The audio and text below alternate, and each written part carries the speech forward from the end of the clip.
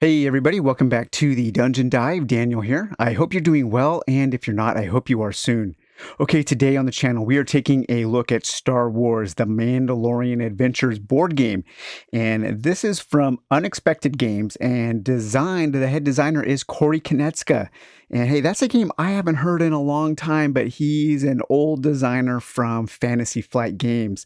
And this game does kind of remind me of that golden age of Fantasy Flight games. The really quick elevator review. This is a cool game with great mechanisms. I wish that the mechanisms were implemented in a different way, and we'll talk a little bit about that as the review goes. But this says, when offered a lucrative job, a lone bounty hunter begins a journey that will put his skills to the test and redefine his worlds. Work together to complete thrilling missions inspired by Season 1 of The Mandalorian.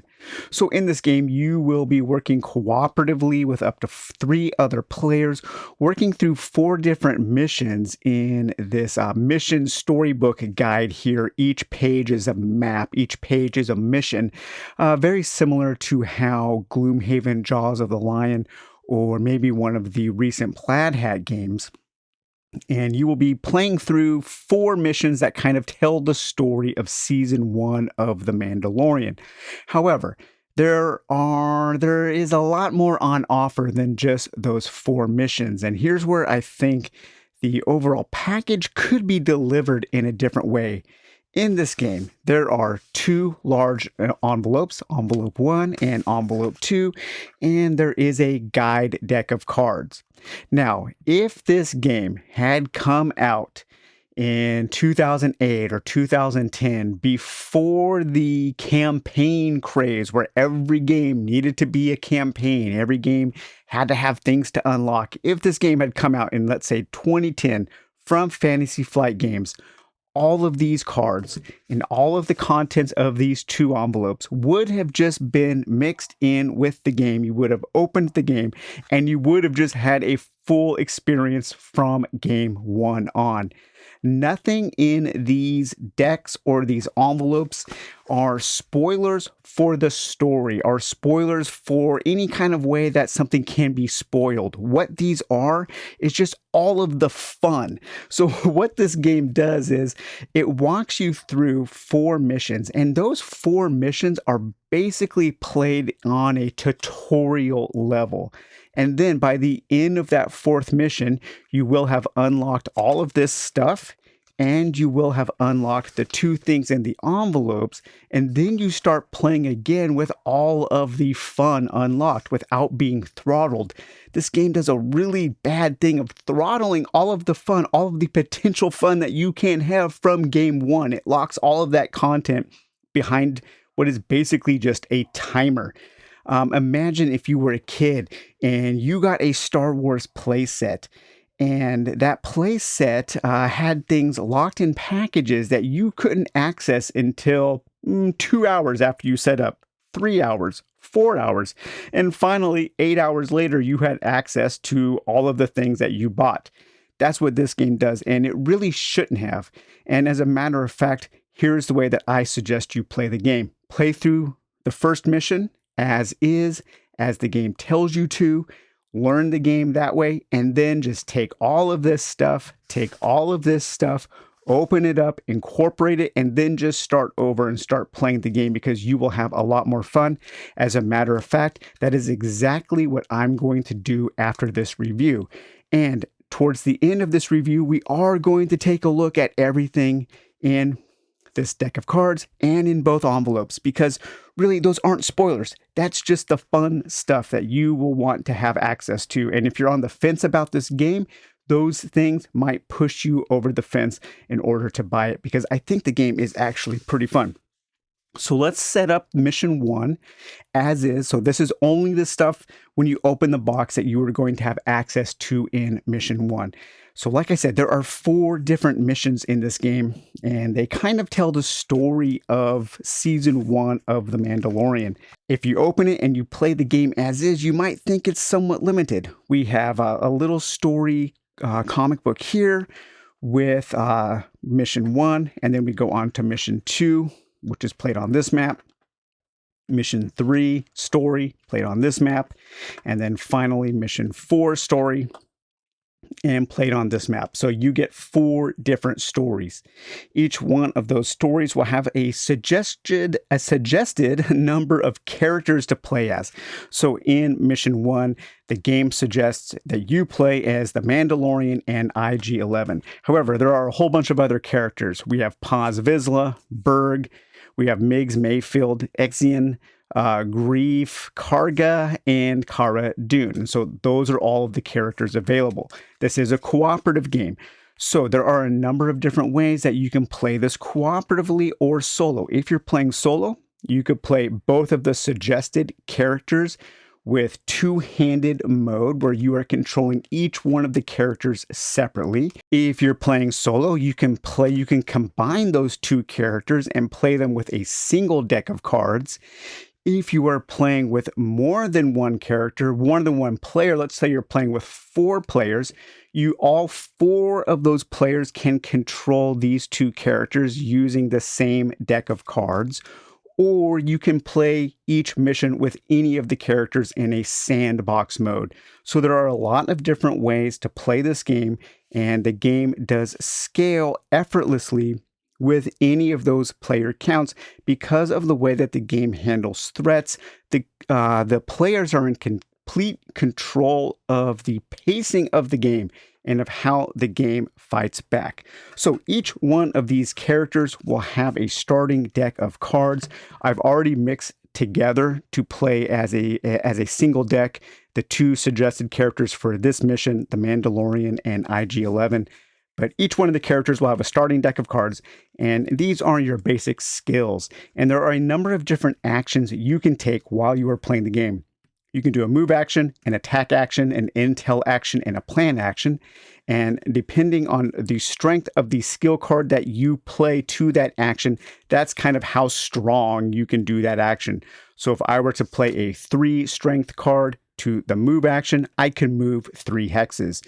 If I were to play a 3 strength card to the attack action, I can attack for 3 points of damage.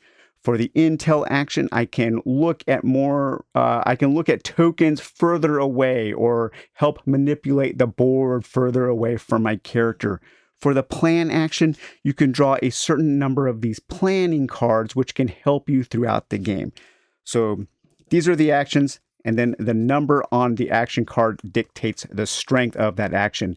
And then there are also advanced actions, and those advanced actions will have a certain extra thing you can do if you use that skill card in the appropriate slot on the action track. Really a cool little system. It reminds me a lot of Myth, in that you are playing cards to this action track, like in Myth, kind of like a timeline. And then when enough numbers stack up, you will trigger the board to fight back against you. And so, like I said earlier, the players are in complete control of the flow of this game. And so you do have a lot of choice, and there are a lot of tactical decisions to make while playing. It's very, very cool. So we have the Mandalorian and we have IG-11. These are the 2 characters that the game suggests we play. And so each one of them has 6 health. There is a novice side where you can play where each character has 8 health, because the main way you lose the game is if any one character gets knocked out. That is game over. There are also more advanced versions of these characters, and we will take a look at those later. So like I said, I have shuffled both of their decks together to create my one deck. So I will be using one deck to control both characters. And this is called shared character mode. And you'll just shuffle those together, and then you will draw a hand of 4 cards. And so whenever you need to draw cards, you draw from this deck, and then you can take the actions that you have in your hand for each of those characters. So if I were to play this IG-11 card, then he would move on the board. If I were to play the Mandalorian card, then the Mandalorian would take that action, and so on. And so you'll take your standees and you will put them on the starting spot. So the objective of this mission is to secure the asset, and the asset is the child. And the child here is represented by this token, and it's in his little baby cart there. And so we have a number of different tokens. Each of the maps, so this is map 1, has a pool of tokens with the number corresponding to the map on their backside. So we have all of our 1s here. Then we have a whole bunch of 2s for the second map, and 3s, and so on. And each one of these has a different symbol on the back. So we have squares, we have circles, and we have hexagons.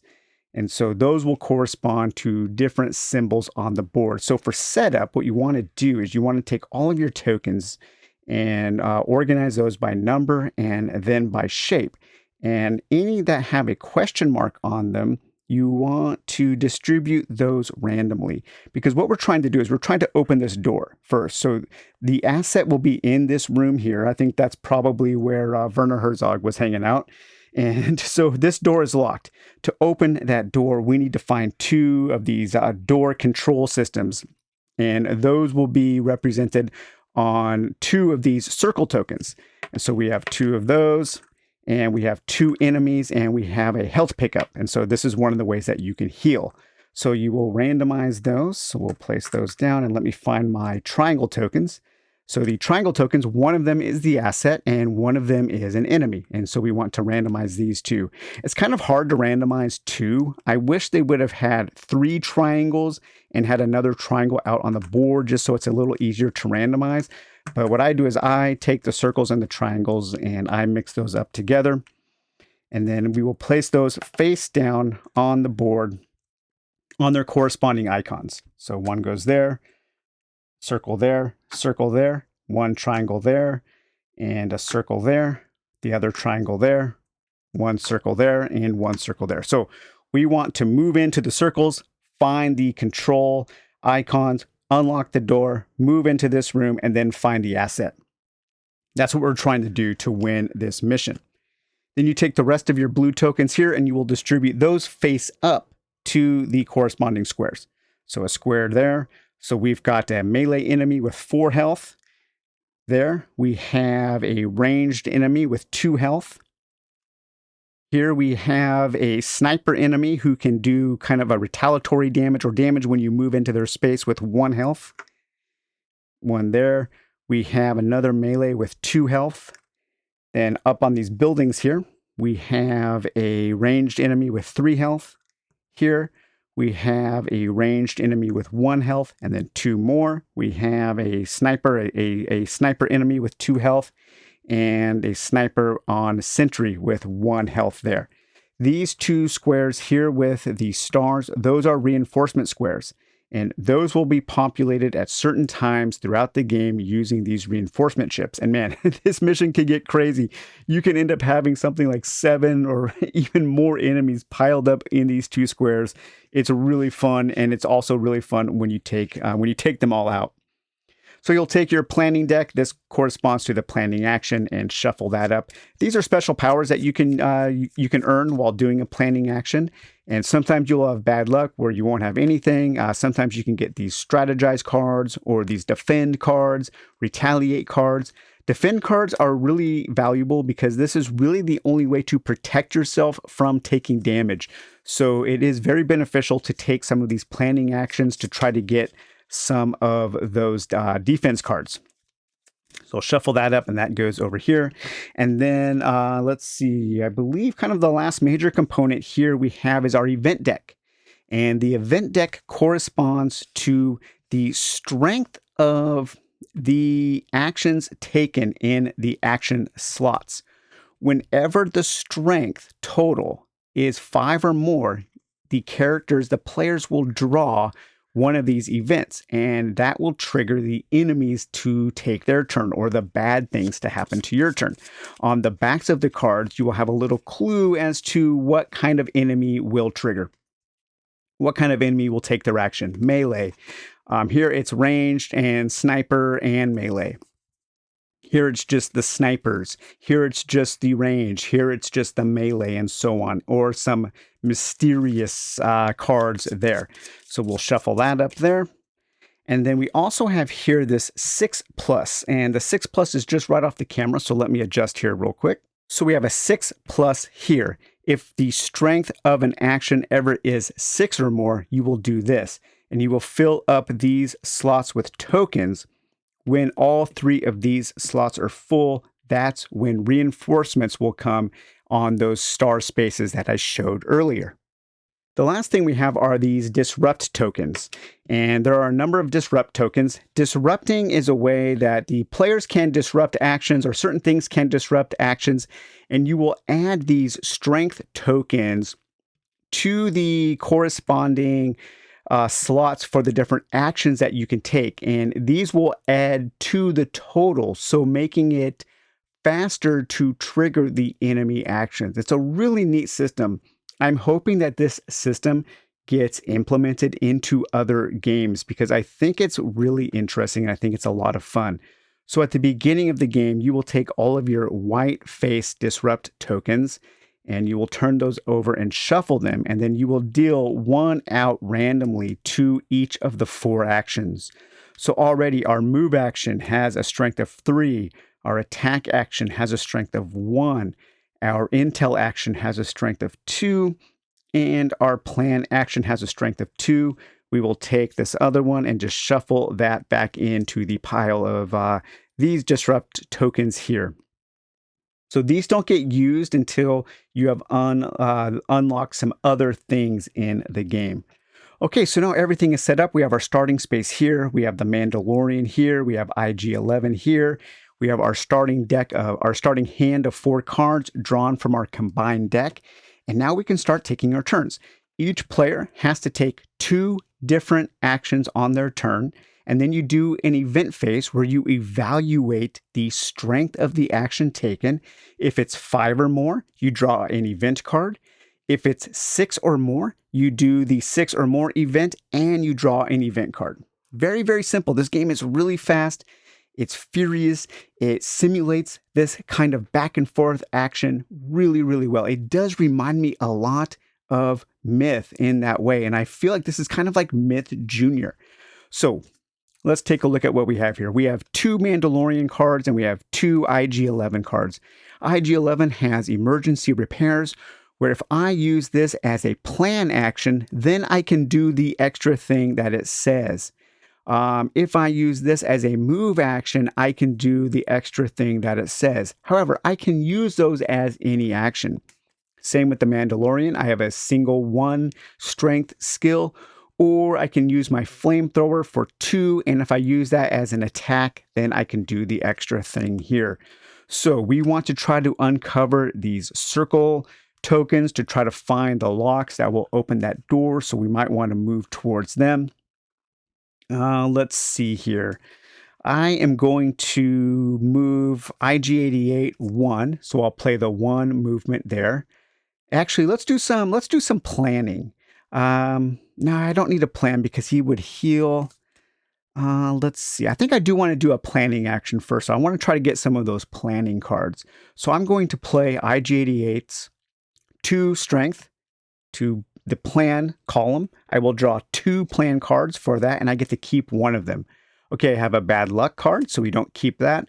But I also have a strategize. So during your turn, discard this to draw 2 skill cards and or perform 1 additional action. Okay, that's pretty cool. So this is now IG-88's card, so I will put that next to I keep saying 88. Sorry, 80s kid here, IG-11.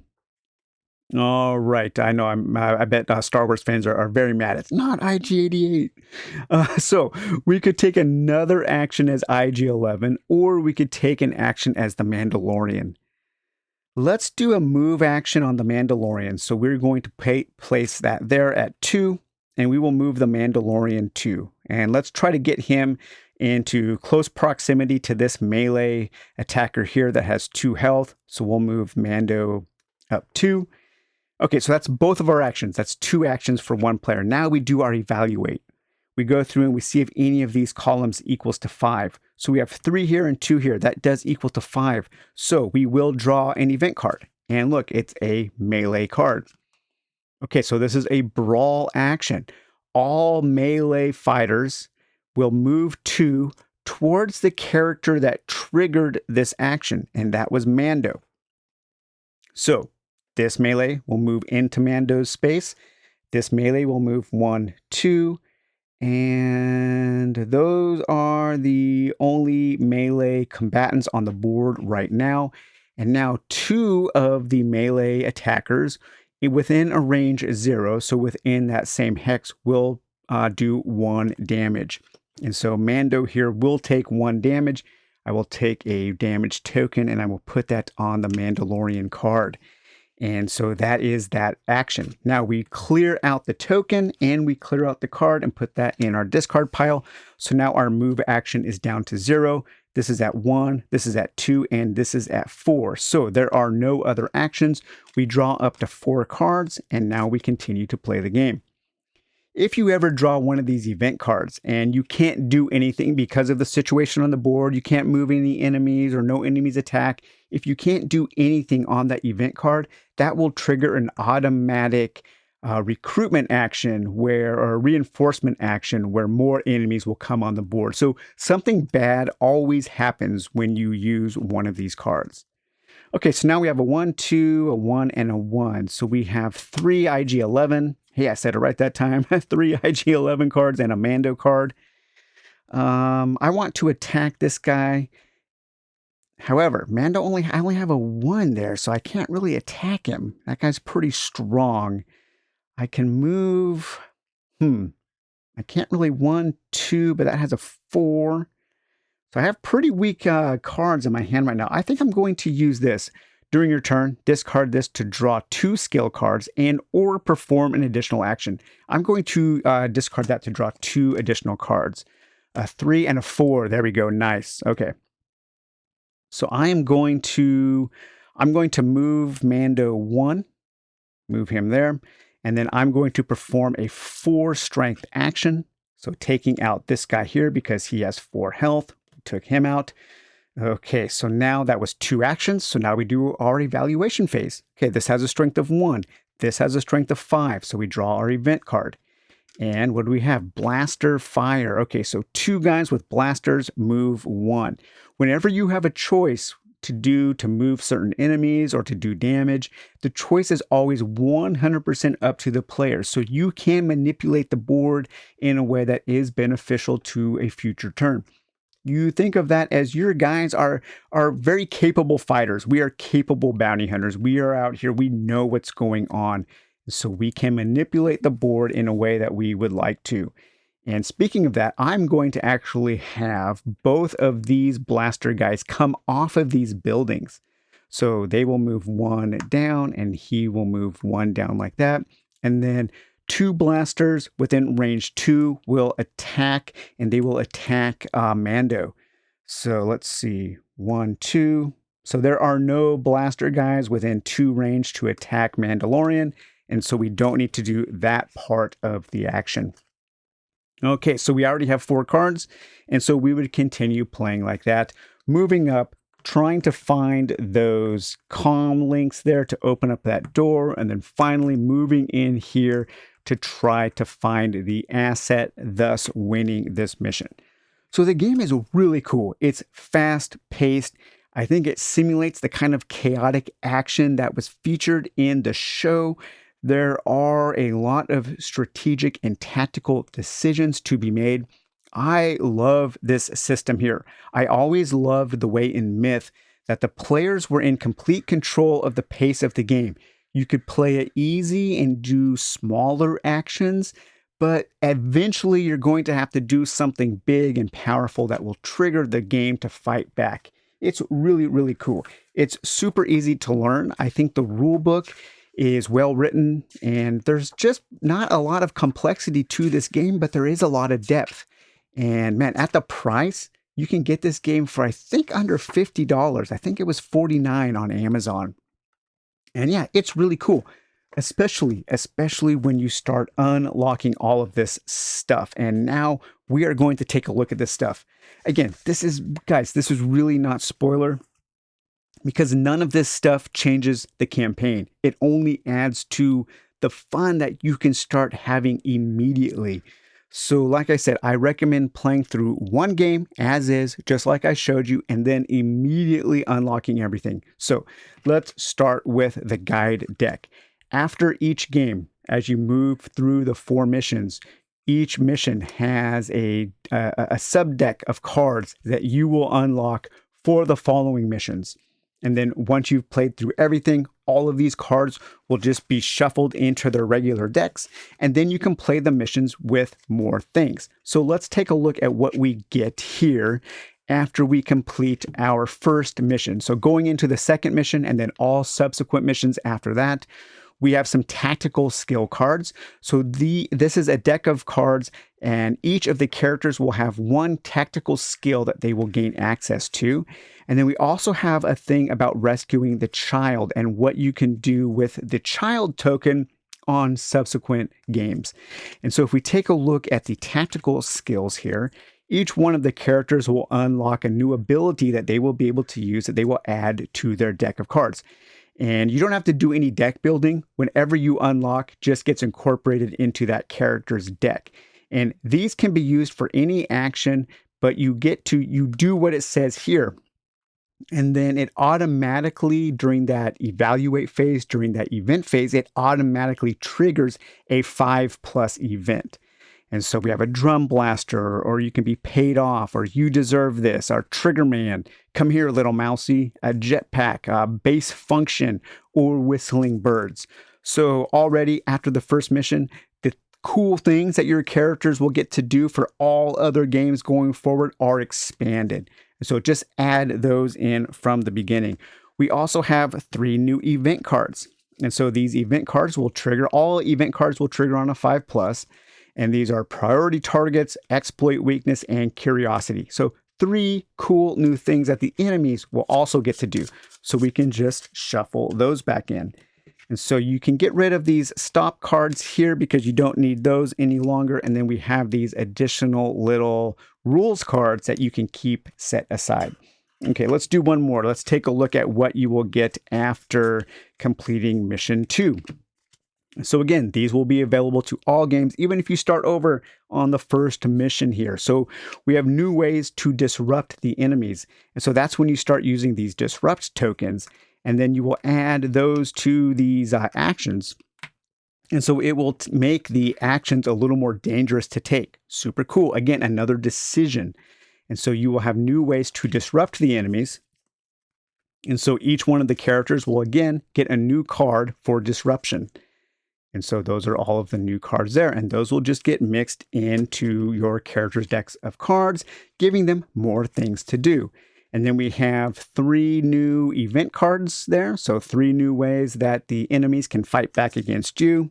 And then this also introduces a new kind of semi-co-op mode, where because the Mandalorian is dealing with thieves and scoundrels, you can play to where one of the characters might be a traitor. And so, of course, this really doesn't work in a solo game. And so this is a component that if you are playing solo, you will just ignore. If you are playing with more than one player, one of you might be disloyal to the mission. And so that can change up the way the game is played a little bit as well. And then you will also have your rules for those new cards there. And so that's in the deck of cards. There are 2 more stacks. So after mission 3 and then after mission 4. So really cool. But again, if this was an older Fantasy Flight game, all of this stuff would have just been mixed in right when you opened the game. Now let's take a look at envelope 1. This is the envelope that got me really excited about this game, and also really excited about the future prospects of this game and this system. When I was initially evaluating this game, I felt a little disappointed because it only has 4 missions and it seems pretty limited. However, when you open up mission 1, what you're going to get is a whole new way to play the game. You will have 4 of these advanced mercenary missions, and you have A, B, C, and D. So 4 completely new missions that you can play on any of the maps. So now each map can be played with 5 different missions, with the main mission or with any of the 4 mercenary missions. That is super cool. And the missions do look and feel different. I love this. And it comes with a whole bunch of new tokens that you will use for those missions that will add different ways to play the game, even with a special new attack that you might have if you are playing with the Hidden Motives version. So this right here, this little envelope greatly expands the game, and it also comes with your rules supplement number 1 here for all of the new rules that might be incorporated in these new mercenary missions. Now, what I would really, really like to see from this game is more of a sandbox mode. And because this is a bounty hunting game, I think it would be so cool if you could buy an expansion that had different bounties in it. And each bounty was a certain target that you were trying to do. And that target came with its own deck of event cards that would make that target feel different. And you could shuffle those into your standard event deck. Each one of those bounties came with a mission sheet. Each one of those bounties came with its own minions. And then you could start mixing and matching for even more variety. That would be so cool. I would love that. But this little envelope greatly expands the game, and in my opinion, really does make the game worth it, and it adds a lot of variety.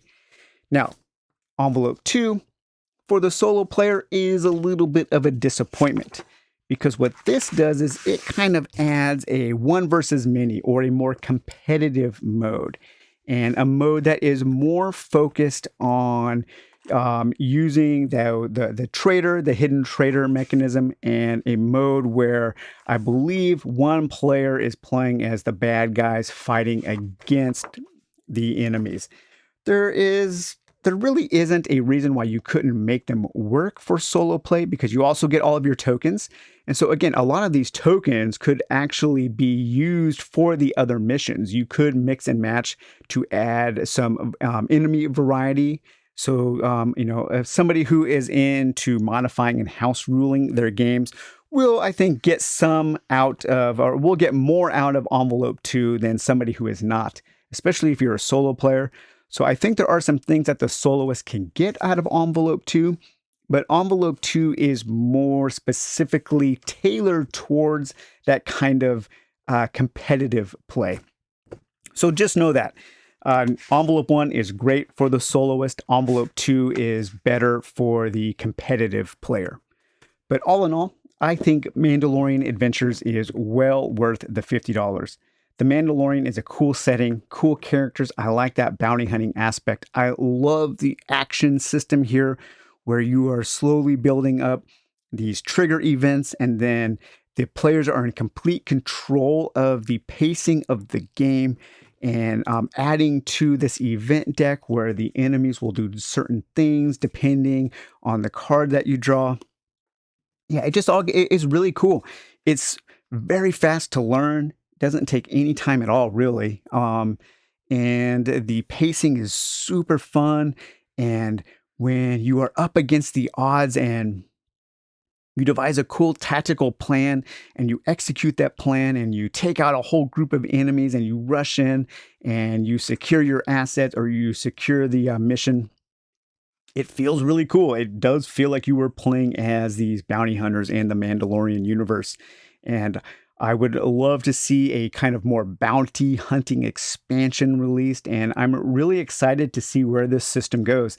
I hope Corey Konecka with Josh Bepler is the other designer in Unexpected Games. I hope they continue to develop games using this system, and I would love to see The Mandalorian developed further. And I do encourage all players, if you are into board games, like I said, just unlock everything after your learning game and just start having fun from your second game. There really isn't a reason to lock yourself out of all of this fun stuff that you could have available to play with right away.